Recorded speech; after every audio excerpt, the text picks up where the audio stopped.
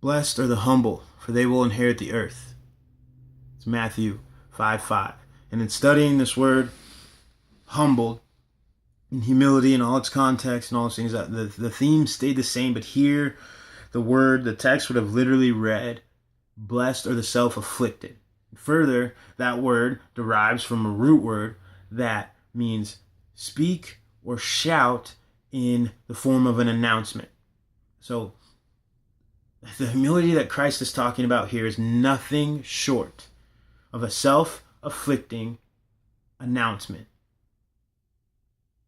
Now, this is powerful beyond the depth that we see humility today. And we see humility a lot of times. We think that we can be humbled by outside circumstances and affliction. So we see people all the time, even myself included. Once upon a time, I'd say, I was arrogant, but this situation humbled me. I treated girls this way, but then this situation humbled me. When the truth of the matter is that God says, humble yourself before the Lord. And that in that text, in that phrase, it would have literally read, deny yourself, or in Hebrew it would have read, destroy yourself.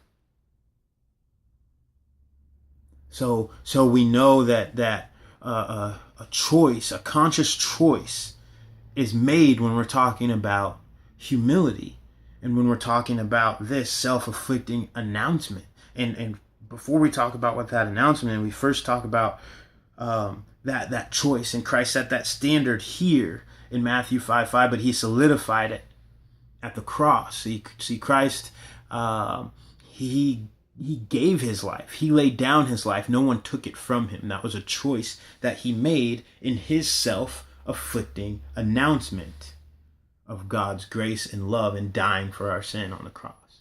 And our humility, our self-afflicting announcement is not to look any different. It should directly affect those we come in contact with. It should directly affect their faith in their lives. And so then that announcement, what that announcement is for us, is our allegiance to Christ in the grace and the glory of God. Right? It's the furthering. Our announcement is literally the furthering of the gospel by how we live. Right? And so because of that, we know that this is action. It is not words, as we see so much lip service in today's world and churches and Christians. So much talking. Some of the biggest iconic athletes, they say, I just want to thank God for these opportunities and those things. And we sit back and on and go, oh, the humility, right? A few little words, not actual action, but action is what God is talking about. Don't get me wrong here. We ought to be thankful for the things that God has blessed us for, no doubt. But when talking about humility, what Christ is talking about here, this self-afflicting announcement is action, and it's nothing less than that. And how do I know that? Because Christ says, pick up your cross and follow me. Now, the way we hear that text, the way that becomes applied and we hear it taught in churches is we think sin. We think that cross is sin that we're carrying, but we know that was the cross of Christ. He died for all man's sin. He died for my sin. I can't carry that cross. If he carried it and it's done and he says it's finished, I can't carry that cross. So this cross that Christ is calling me to carry, I know if it's not sin that weighs that cross down, then it is this right here. It is the weight of humility. And why? Because we're called to carry that cross. That cross is the furthering of the gospel in a world that cannot readily recognize it or even begin to accept it. That's the weight of the weight of humility on that cross.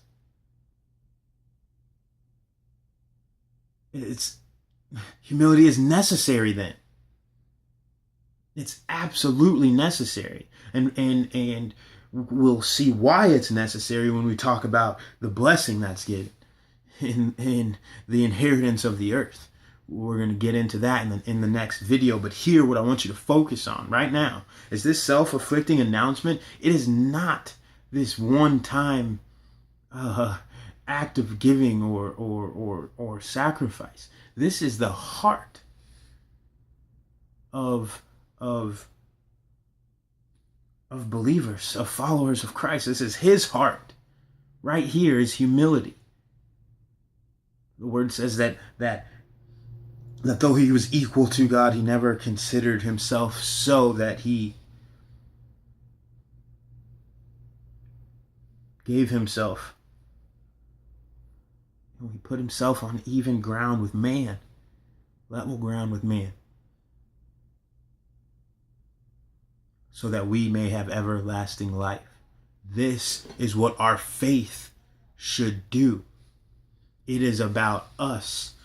Self-afflicting announcement. This sacrifice it reaches the hearts of others.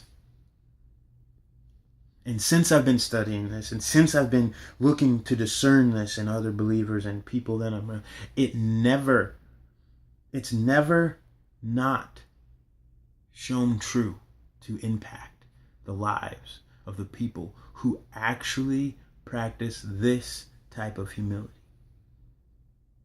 Now that number is few and far between. It is. Because I don't believe this is not recognizable. Not in the text as simple as we read it today. It's not. But here, this is the power of the words that Christ used. Life-changing, heart-molding, Christ-following hearts is what he was after. Remember, he was talking to sinners. This is the process, and to get the blessing that Christ was talking about, humility is necessary. That's what's coming in the next video. Stay tuned. It will be posted very, very soon, right after this one, actually, because I'm a little behind. But thank you guys for watching. God is loved. Be blessed. Keep an eye out for the next video.